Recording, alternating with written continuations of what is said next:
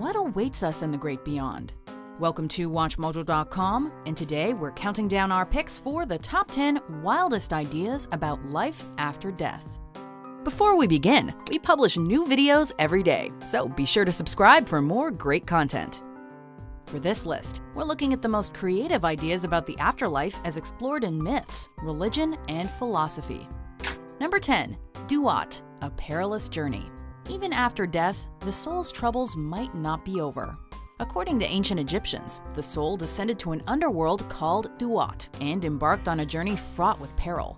The famous Book of the Dead, along with other similar texts, provided insight and guidance as to how one could overcome these post-mortem obstacles, which included demons and monsters. You must not read from the book! At the end of the road, the soul or heart was weighed against a feather, and depending on the outcome, that soul became either a midnight snack for a meat, devourer of the souls, or was allowed to move on to Aru, the field of reeds. Number 9. Our consciousness will continue in other universes. You, Eleanor Shellstrop, are dead. Your life on Earth has ended, and you are now in the next phase of your existence in the universe. Another belief is that we never really die at all. Doctor and medical researcher Robert Lanza argues in Biocentrism that our current scientific worldview is all wrong. Consciousness creates the cosmos, not the other way around. He points to the role of the observer in quantum mechanics to propose that we generate our own reality in this theory of everything. There may be many universes, some of which will include other versions of ourselves. Death, Lanza claims, is therefore just an illusion. Our consciousness will always exist, moving through the infinite universes of the multiverse. I'm frightened. Let's go. Love it. Number 8. Raelian cloning. One day we'll all shuffle off this mortal coil. But according to the members of the UFO religion Raelism, this doesn't mean we won't get a brand new one. Now we are entering the time of science and technology, and it's good. Their leader, former sports car journalist Claude Vorilhon, also known as Rael, advocates human cloning and mind transfer as a means to eternal life. In fact, an associated company, Clonaid, claimed to have cloned the world's first human back in 2002. Wow. 4 of me. In the meantime, Raelian baptism involves sending an initiate's genetic information to an extraterrestrial supercomputer, preserving them for cloning in the future. You're talking to a clone. That's slightly troubling. Number 7. All existence ends. Was nothing real? You were real. In Lewis Carroll's novel Through the Looking Glass, Alice is told that she's part of the dream of the slumbering Red King. When he wakes up, she will flicker out like a candle. If that there king was to wake up now, you'd disappear. Boom. It's a clever allusion to idealism and the problem of other minds. How do we know that other people and the outside world really exist? Our only direct experience is of our own mind. One extreme solution is metaphysical solipsism, the belief that only the self actually exists. But this means that when the self dies, the whole universe will die too, extinguished like a candle. Don't stop. Number 6. Different destinations for different deaths. Every sandwich you ate, every time you bought a magazine, every single thing you did had an effect that rippled out over time and ultimately created some amount of good or bad. Are good deaths rewarded? In some Norse sources, those who die in battle go to either the Hall Valhalla or the field Folkvanger, while others descend to the underworld. The Aztecs believed that slain warriors and victims of sacrifice accompanied the deity of the sun as it rose, while women who died during childbirth followed the sun as it set. Those who drowned, were struck by lightning, or died from certain diseases ascended to Tlalocan, a paradise of eternal spring.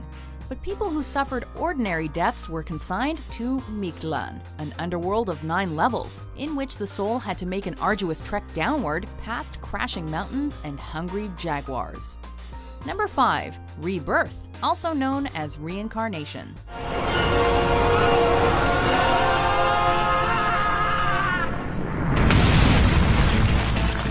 As a child, James R. Leininger was obsessed with planes until he began to have nightmares about a plane crash. He claimed to remember taking off from a boat called Natoma and being shot down over Iwo Jima. He even named someone else on the boat, Jack Larson. It turns out that all these details matched a real pilot, also named James. The idea of reincarnation was popular in Pythagorean and Platonic schools of thought, and remains widespread in Eastern religions. Our lives are not our own. From womb to tomb, we are bound to others. Hinduism and Buddhism teach that, depending on our karma, we might come back as an animal, god, or ghost. Jainism allows that we might even return as a plant. Number 4, a digital afterlife. Ray Kurzweil, futurist and director of engineering at Google, claims that in a few decades we'll be able to upload our minds into the cloud and live forever. In fact, according to Swedish philosopher Nick Bostrom, we may already be living inside a simulation.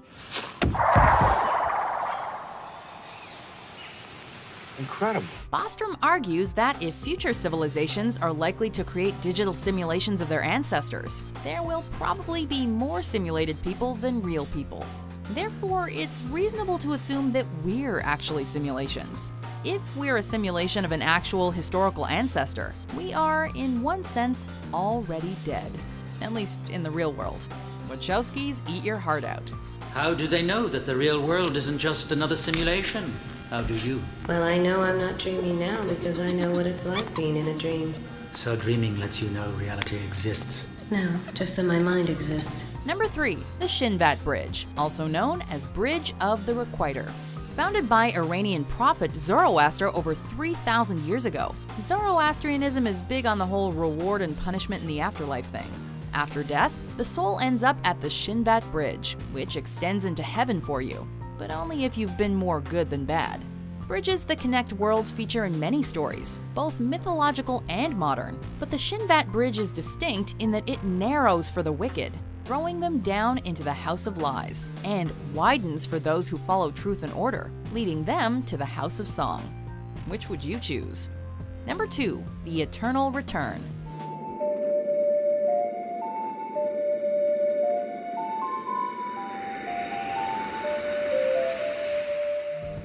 If time is infinite, all possible events will occur, over and over again.